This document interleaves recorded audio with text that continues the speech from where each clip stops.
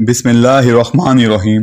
السلام علیکم ویورز، آج کی اس ویڈیو میں ہم ڈسکس کریں گے کہ ای او بی آئی کے تحت کوئی رجسٹر شدہ ملازم اگر دوران ڈیوٹی وفات پا جاتا ہے تو ایسے شخص کے پسماندگان کو کیا پینشن ملے گی؟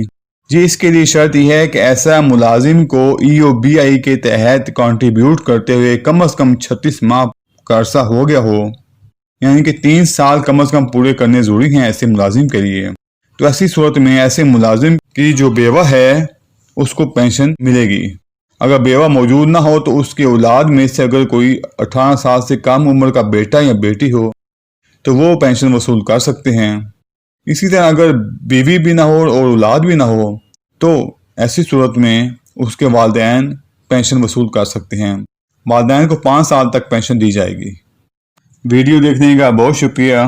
اگر آپ کو میری ویڈیو پسند آئی ہو تو پلیز لائک اور شیئر کر دیں اور میرے چینل کو سبسکرائب کر دیں اور بیل آئیکن کے بٹن کو پریس کر دیں۔ اللہ حافظ۔